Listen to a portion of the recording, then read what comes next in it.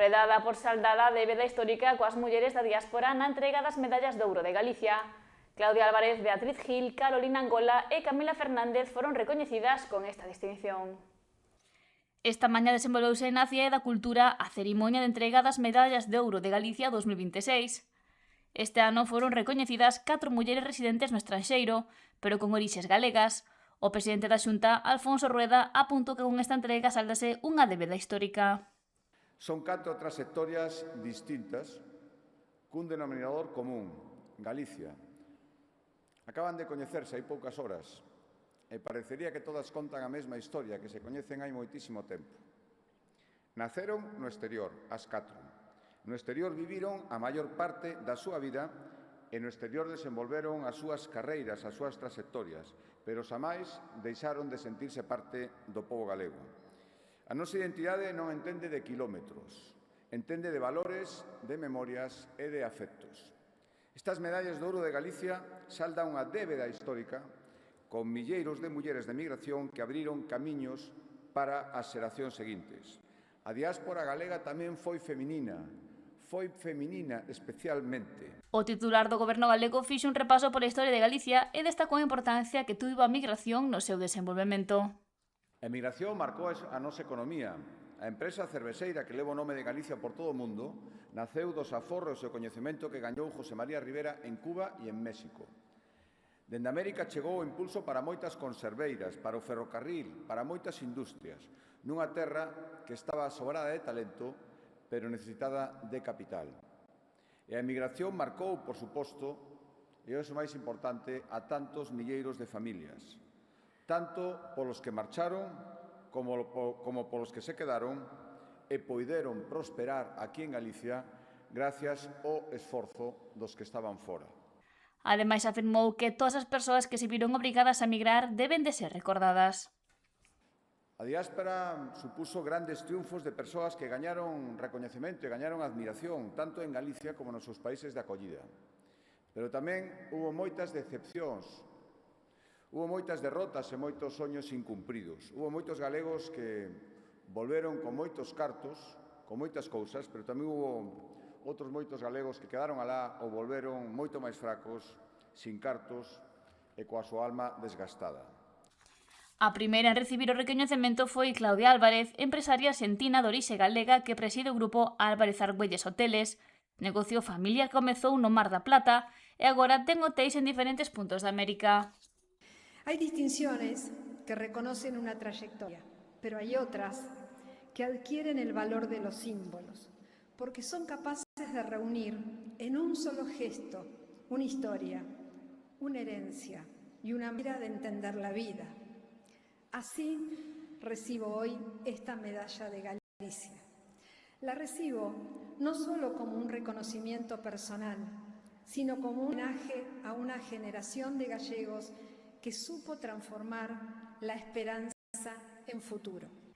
Logo foi a quenda de Beatriz Gil, xefa de menores no cantón suizo de Argovia. Ademais, mantén unha estreita colaboración co asociacionismo galego en Zúrich. Ata hoxe, unha das preguntas máis complicadas para min segue sendo: ti, de onde és? Castelao dixo que se aínda somos galegos é por obra e graza do idioma.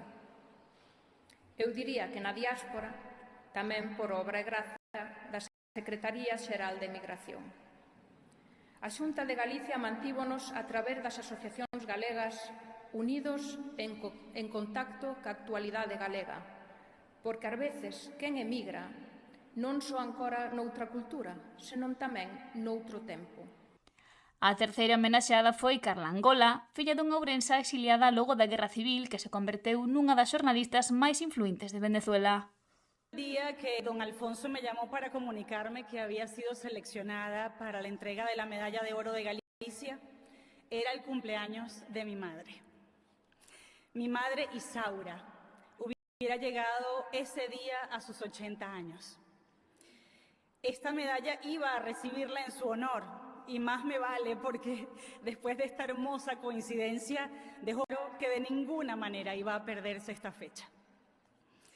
Y es que mi madre una ourensana, quien emigró a Venezuela, a esa Venezuela de nuestros suspiros, a sus 15 años, se enamoró y formó nuestra familia para vivir allí hasta el último de sus días.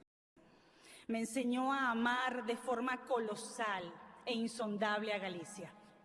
Aprendí a amar a Galicia hondo, a través de las lágrimas de mi madre cada vez que cantaba los versos de Rosalía. E a odontóloga Camila Fernández recibiu tamén a súa medalla ao ser unha das profesionais máis relevantes do seu campo no Brasil. Então estou aqui como resultado da força de vontade dessas mulheres fortes, como minha bisavó Camila e minha avó Soledad, guerreiras amáveis e geniais que com muito sacrifício cruzaram o Atlântico em busca de oportunidades que no momento a Europa não oferecia. Imagino que minha bisavó Camila deixara a filha Soledad no convento com as freiras por uns 10 anos sem vê-la, em uma época que não tinha comunicação. Por cartas se levavam as mensagens. Me dói só de pensar. Hoje, 24 de julho de 2026, meus antepassados, olhando lá de cima esta cerimônia, devem estar muito orgulhosos de terem conseguido o que conseguiram. As 4 homenaxeadas resinaron tamén no libro de ouro das medallas de Galicia nunha xornada moi especial para elas.